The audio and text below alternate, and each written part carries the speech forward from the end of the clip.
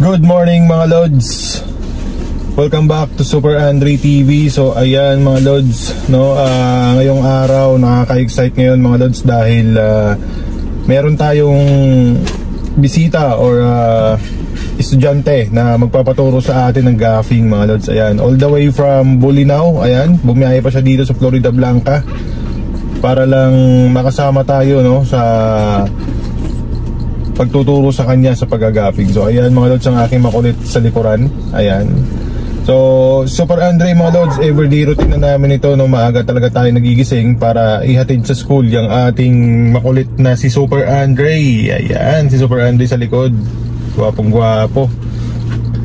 So eto, ang routine namin mga Lods, early in the morning talaga, alas 6 pa lang gising na tayo. So 7 o'clock maalis na kami ng bahay para dumaan sa tindahan at tinutulungan ko naman si Mrs. para magbukas ng kanyang poultry supply mga Lods. So tara, samahan nyo kami mga Lods.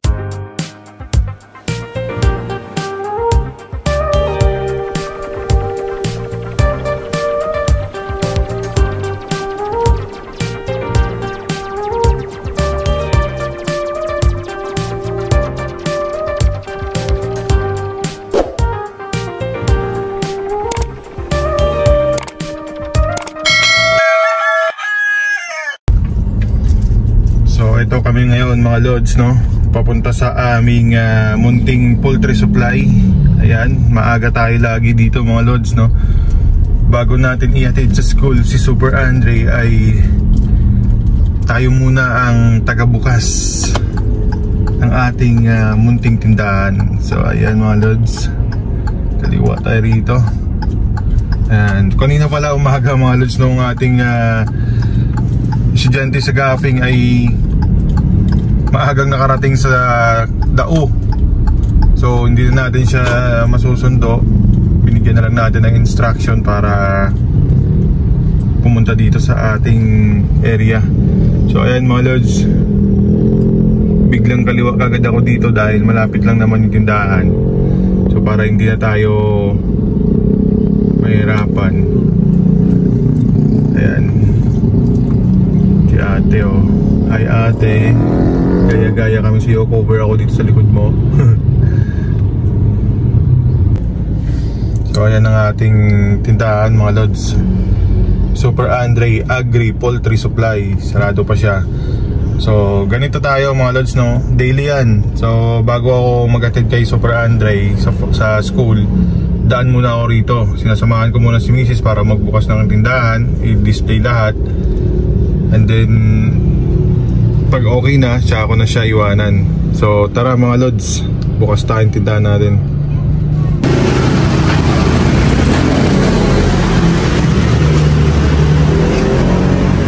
Araw-araw tayong ganito mga Lods.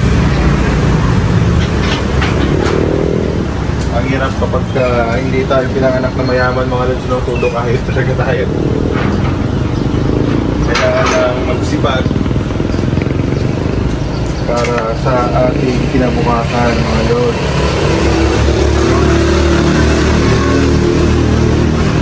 Pagkatapos natin natin si Super Andre mamaya sa school yan mga Lods, tayo naman ay dadaan naman sa ating population job bago sumulit sa March. So mga Lods, mga Lods,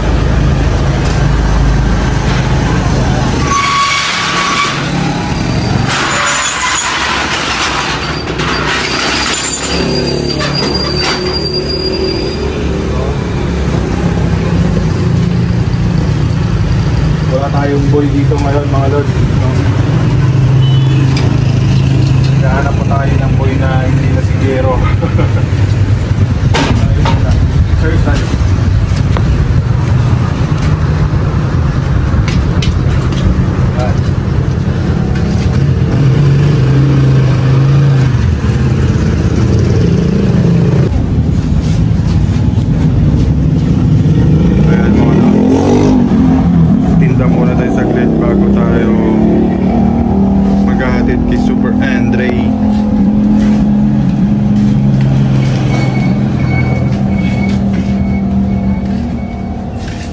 Dre, tara na.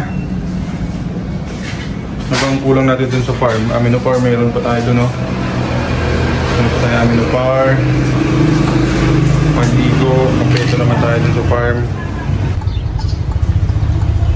Ayun na si Super Andre mga lods. Naatid na natin. Ayan, pumasok na siya sa kanyang classroom.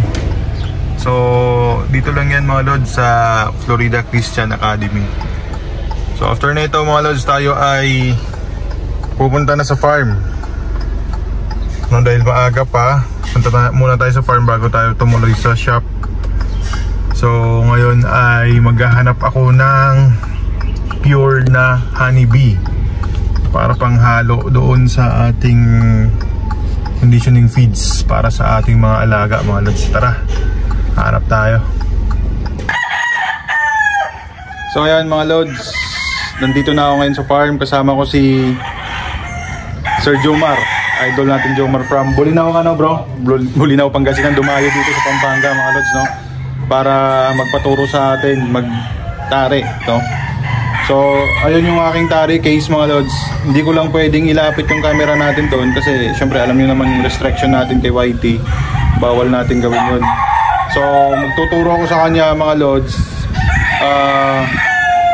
Bawal din natin kasing i-focus yun, no? Dahil sa YT siguro sa mga FB Reels pwede yun. Pero dito sa YT mga lods bawal. Kaya magtuturo ako sa kanya mga lods. Medyo off cam na lang siguro. Ayan. So lahat ng ibibigay ko kay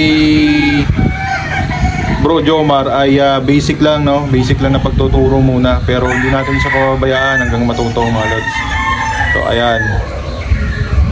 So tara mga lods, simulan natin.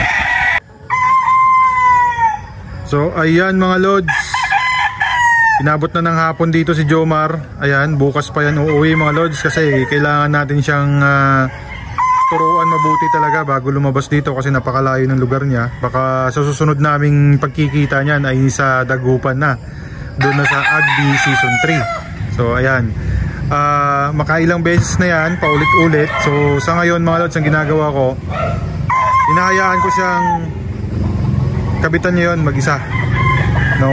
Kasi mula kaninang umaga siguro mga 5 times na, mahigit na, siguro mga 7 beses na siyang nagpaulit-ulit yan, lagpas pa siguro mga 10 times yan, mga 10 beses niya nang ginagawa yan. So nakita naman natin kanina, una ako nag-demo, sumunod inobserbahan niya ako, sumunod siyang pinakabit ko, then tinitingnan ko kung tama yung ginagawa niya. Pagka hindi tama, kinukorek ko kaagad bago pa niya ituloy yung pagtatari niya.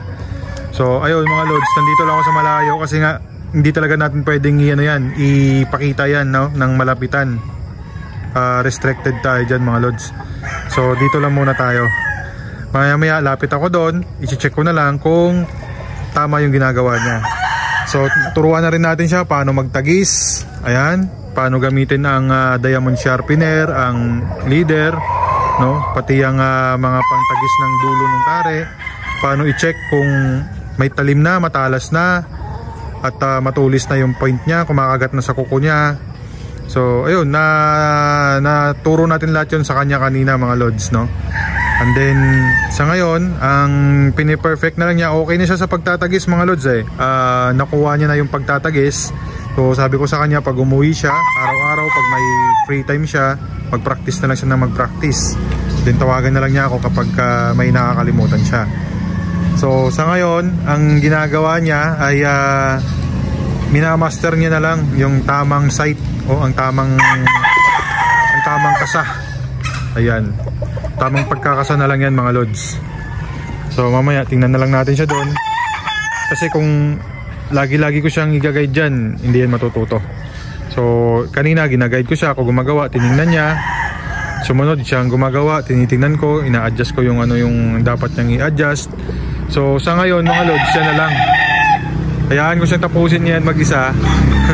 Tapos i-check na lang natin mamaya kung tama, kasi ang na lang yan, kailangan na lang niya i-master yung sight na lang.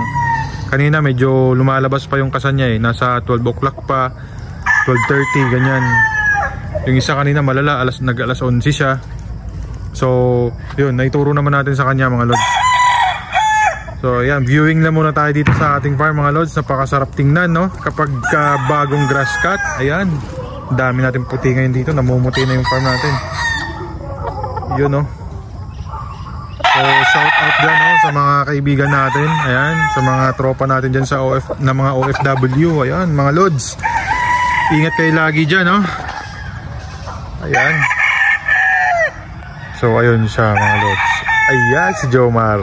Maya maya lapitan natin siya, mga lods. Tingnan natin kung tama yung ginagawa niya, no. Ang kinakabitan ngayon ni Jomar, ano yan, regular yung paa niyan. So dyan muna siya.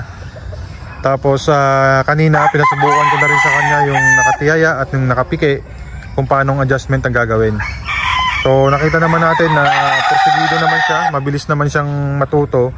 Pero bukas pa natin siya pauwiin, no? Para talagang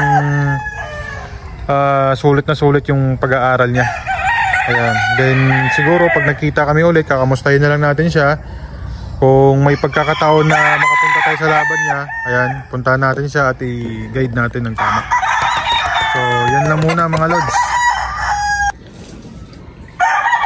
Good morning, mga lods. Ayan, second day namin ngayon, mga lods, ng tari session, no? Ayan si bro Jomar from Bolinao, Pangasinan. Bro, kamusta ka dyan? Okay lang po.